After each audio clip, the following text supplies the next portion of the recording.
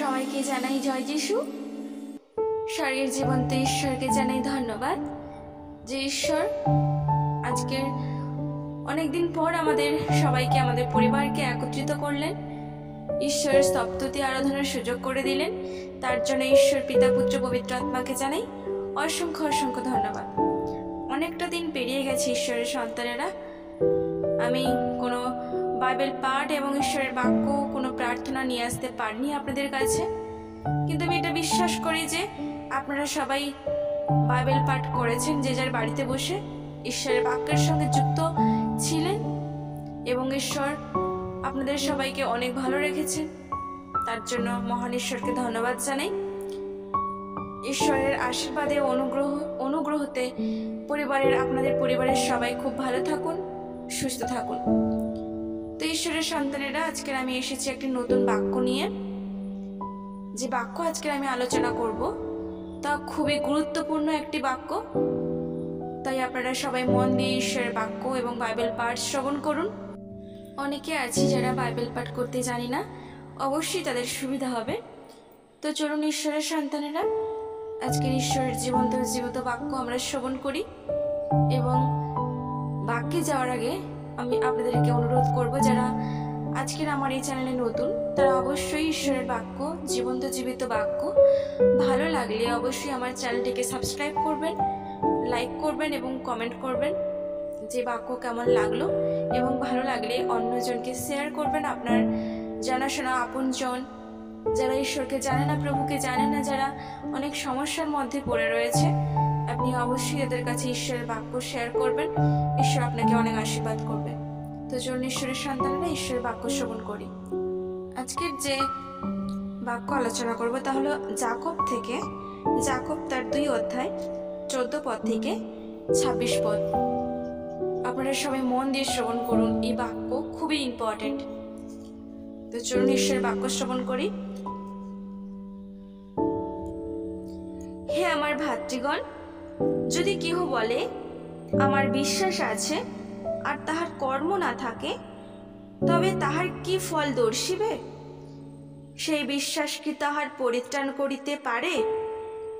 কোনো ভ্রাতা কিংবা ভগিনী বস্ত্রহীন ও দৈবশিক খাদ্যবিহীন হইলে যদি তোমাদের মধ্যে কোনো ব্যক্তি তাহাদিগকে বলে, কুশলে যাও, উষ্ণ ও তৃপ্ত হও, কিন্তু তোমরা তাহাদিগকে শরীরের প্রয়োজনীয় বস্তু না দেও, তবে তাহাতে কি ফল দর্শিবে? তদ্রূপ বিশ্বাসও কর্মবিহীন হইলে আপনি একা বলিয়া তাহা মৃত। কিন্তু কেহ বলিবে, তোমার বিশ্বাস আছে আর আমার কর্ম আছে, তোমার কর্মবিহীন বিশ্বাস আমাকে দেখাও, আর আমি তোমাকে আমার কর্ম হইতে বিশ্বাস দেখাইব। তুমি বিশ্বাস করিতেছ যে ঈশ্বর এক, ভালোই করিতেছ। ভূতেরাও তাহা বিশ্বাস করে এবং ভয়ে কাঁপে। কিন্তু হে অসার মনুষ্য, তুমি কি জানিতে চাও যে কর্মবিহীন বিশ্বাস কোনো কাজের নয়? আমাদের পিতা আব্রাহাম কর্মহেতু অর্থাৎ যজ্ঞবেদীর উপরে আপন পুত্র ইসাহাককে উৎসর্গকরণ হেতু কি ধার্মিক গণিত হইলেন না? তুমি দেখিতেছ বিশ্বাস তাহার ক্রিয়ার সহকারী ছিল, এবং কর্মহেতু বিশ্বাস সিদ্ধ হইল। তাহাতে এই শাস্ত্রীয় বচন পূর্ণ হইল, আব্রাহাম ঈশ্বরে বিশ্বাস করিলেন এবং তাহা তাহার পক্ষে ধার্মিকতা বলিয়া গণিত হইল, আর তিনি ঈশ্বরের বন্ধু এই নাম পাইলেন। তোমরা দেখিতেছ কর্মহেতু মনুষ্য ধার্মিক গণিত হয়, শুধু বিশ্বাস হেতু নয়। আবার রাহব বেশ্যাও কি সেই প্রকারে কর্মহেতু ধার্মিক গণিতা হইল না? সে তো দূতগণকে অতিথি করিয়াছিল এবং অন্ন পদ দিয়া বাহিরে পাঠাইয়া দিয়াছিল। বাস্তবিক যেমন আত্মাবিহীন দেহ মৃত, তেমনি কর্মবিহীন বিশ্বাসও মৃত। ঈশ্বর তার আপন বাক্যে সবাইকে আশীর্বাদ যুক্ত করুক, আমেন। ঈশ্বরের সন্তানেরা, এই বাক্যটা খুবই গুরুত্বপূর্ণ। এখানে দেখুন ঈশ্বরের বাক্য বলেছে, হে আমার ভাতৃগণ, যদি কেহ বলে আমার বিশ্বাস আছে আর তার কর্ম না থাকে, তবে তাহার কি ফল দর্শিবে? সেই বিশ্বাস কি তাহার পরিত্রাণ করিতে পারে? ঈশ্বরের সন্তানেরা, খুবই গুরুত্বপূর্ণ বাক্য। এখানে ঈশ্বর বলেছে যে আমরা অনেকে ঈশ্বরকে বিশ্বাস করি, কিন্তু আমাদের জীবনে কর্ম থাকে না। শুধু মুখে বলে ঈশ্বরকে বিশ্বাস করি, কিন্তু এখনো আমরা সেই ভুল পথে জীবনযাপন করছি, কোনো কর্ম ঠিক নেই, সবসময় মিথ্যে কথা বলছি, আমাদের মুখ সবসময় অন্য মানুষের নিন্দা করছে, বাজে কথা বলছে। আমাদের মুখ সবসময়, যেই মুখে আমরা ঈশ্বরের প্রশংসা করি সেই মুখ থেকে আমরা আবার মানুষকে খারাপ কথা বলছি, অথচ আমরা বলছি বিশ্বাস করি ঈশ্বরকে, কিন্তু কর্ম আমাদের ঠিক নেই, তাহলে সেই বিশ্বাস মৃত। ঠিক এরকম ভাবে ঈশ্বর এই বাইবেলে একটি উদাহরণ দিয়েছে যে কোনো ভ্রাতা কিংবা ভগিনী যদি বস্ত্রহীন থাকে বা খাদ্যবিহীন থাকে, যদি তোমাদের মধ্যে কোনো ব্যক্তি তাহাদিগকে বলে, কুশলে যাও, উষ্ণ ও তৃপ্ত হও, কিন্তু তোমরা তাহাদিগকে শরীরের প্রয়োজনীয় বস্তু না দাও, তবে তাহাতে কি ফল দর্শিবে? ধরুন, আমার কোনো বা আপনার কোনো আত্মীয় স্বজন, তার খুব খাবারের প্রয়োজন, একটা বস্ত্রের প্রয়োজন, কিন্তু আমি তাকে বলছি যে তুমি ভালোভাবে বাড়ি যাও বা উষ্ণ ও তৃপ্ত হও, তাকে অন্য কথা বলছি, তার কি সমস্যাটা দেখতে চাইছি না, তার প্রয়োজন হয়তো খাবারের, হয়তো বস্ত্রের, কিন্তু আমরা বলছি তোমরা কুশলে বাড়িতে যাও, তোমরা ভালোভাবে থাকো, কিন্তু তাকে সাহায্য করছি না। ঠিক একই রকম ভাবে কর্মবিহীন বিশ্বাসও মৃত। সে আত্মীয়র খাওয়ারের দরকার, বস্ত্র দরকার, তো আমরা তাকে যখন বলছি যে তোমরা ভালোভাবে বাড়ি যাও, কুশলে থাকো, তাহলে আমাদের কোনো লাভই হলো না এই কথাটা বলে, কারণ তার ওটা প্রয়োজন না, তার খাবারের প্রয়োজন।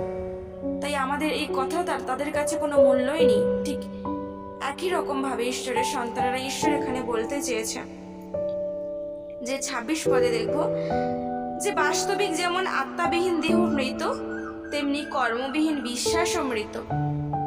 যেমন আমরা মারা গেলে আমাদের দেহেতে যখন প্রাণ আছে, তখন আমরা এদিক সেদিক ছুটে বেড়াচ্ছি, ঈশ্বরের প্রশংসা করছি, ভালোভাবে জীবনযাপন করছি, কিন্তু আমাদের শরীর থেকে প্রাণ বেরিয়ে গেলে আমাদের সেই শরীরটা কি হয়ে যায়? অকেজেয় হয়ে যায়। সেই শরীরটাকে দাহ করে দেওয়া হয়, নষ্ট হয়ে যায়, সেই শরীরটা মৃত হয়ে যাই আমরা। আমাদের জীবনটা আর আমাদের মধ্যে থাকে না, শুধু শরীরটা পড়ে থাকে। সেই শরীরটা নাড়াচাড়া করতে পারে না, কথা বলতে পারে না, জড় বস্তু হয়ে যায়। ঠিক একই রকম ভাবে যদি আমরা ঈশ্বরকে ভালোবাসি, ঈশ্বরকে বিশ্বাস করি, কিন্তু আমরা দাবি করছি আমরা প্রভুকে ভালোবাসি, তবু আমরা সে কর্ম আমরা করছি না, যে কথাগুলো ঈশ্বর বলেছে, ঈশ্বর আদেশ দিয়েছে, সেই আদেশগুলো পালন করছি না, তাহলে সেই কর্মবিহীন বিশ্বাস সে মৃত লাশের মতো। কোনো দরকার নেই সেই বিশ্বাস, সে বিশ্বাস বিফলে যাবে। তাই তো আজকে আমরা উত্তর পাচ্ছি না। আমরা অনেকে বলছি ঈশ্বরের কাছে, কেঁদে কেঁদে বলছি যে ঈশ্বর, আমি তোমাকে এত ডাকছি, আমি কেন উত্তর পাচ্ছি না? আমি তোমাকে সারাদিনে 2 বার ডাকি, 3 বার ডাকি, আমাকে তুমি কেন উত্তর দিচ্ছ না? আমাদের কোথাও আমরা ভেবে দেখি না যে কোথাও না কোথাও আমাদের ভুল হচ্ছে, আমাদের কর্ম ঠিক নেই, আমরা এখনো পাপের জীবন যাপন করছি, পাপের মধ্যে ডুবে আছি। আপনি দেখুন যে আপনার কোন জায়গায় ভুল হচ্ছে, সে ভুল থেকে বেরিয়ে আসুন, আপনার কর্ম ঠিক করুন, দেখবেন ঈশ্বরকে আপনাকে ডাকতে হবে না, ঈশ্বর আমাদের কাছে নিজেই আসবে। আমরা যদি ঠিকঠাকভাবে জীবনযাপন করি, ঈশ্বর আমাদের সঙ্গে সঙ্গেই থাকবে এবং প্রত্যেকটা মুহূর্তে আমাদের ডাকে সাড়া দেবে।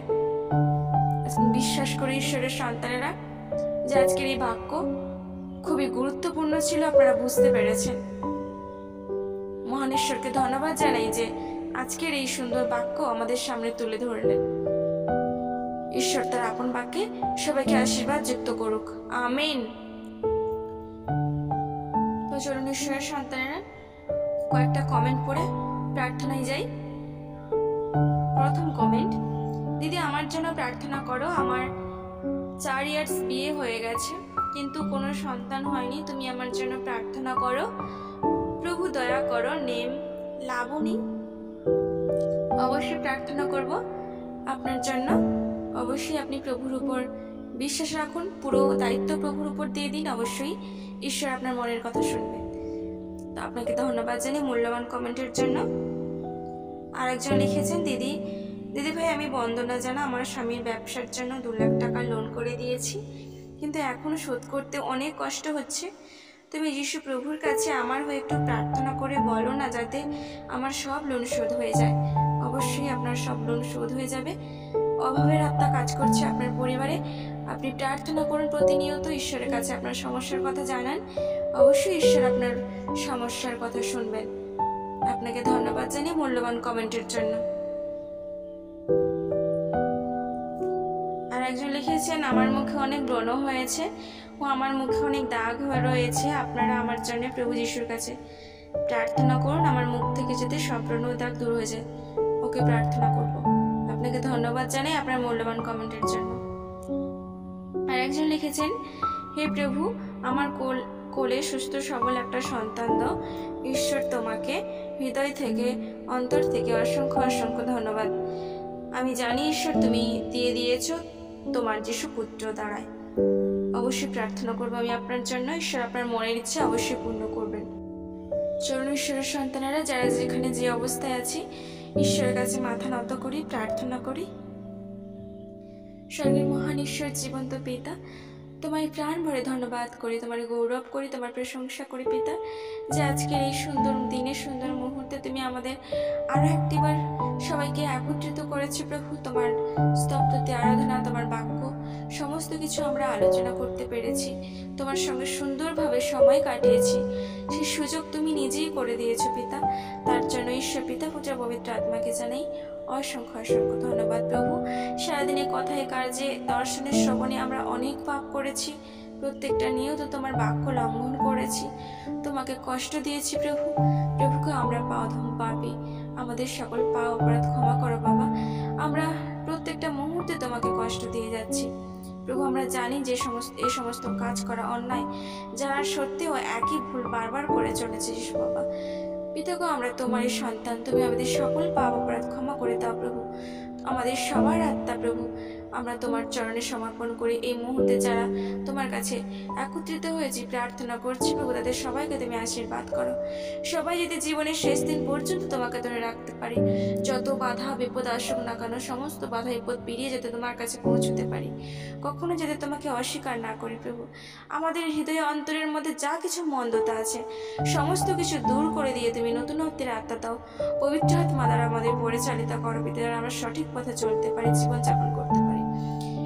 পিতা গো তুমি তো শুনলে আমি কি কমেন্ট পড়লাম, তুমি তো আমার কমেন্ট পড়ার আগেই সবার সমস্যা আগে থেকেই জানো, কারণ তুমি সবাইকে চেনো প্রভু, নখ থেকে মাথা পর্যন্ত সবাইকে তোমার নাম ধরে চেনা আছে। পিতা গো তুমি তো সবার সমস্যার কথা শুনছো, কেউ মা হতে পারছে না, কেউ অসুস্থ পিতা। পিতা গো সবার জন্য প্রার্থনা করি, তুমি দয়া করো, তাদের কোল আলো করে সন্তান দাও প্রভু, তারা যাতে সেই সাক্ষ্য সবাইকে দিতে পারে প্রভু গো।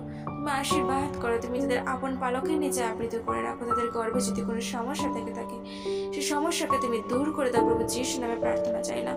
তুমি স্পর্শ করো প্রভু, তুমি দয়া করো, তোমার পবিত্র রক্তে তাদের শুচি করো, তাদের সকল পাপ অপরাধ ক্ষমা করে দিয়ে তুমি তাদের সবাইকে তোমার বুকে তোমার আপন পালকের নিচে আবৃত করে রাখো প্রভু। তাদের তুমি একটিবার ক্ষমা করে দিয়ে কাছে টেনে নাও প্রভু।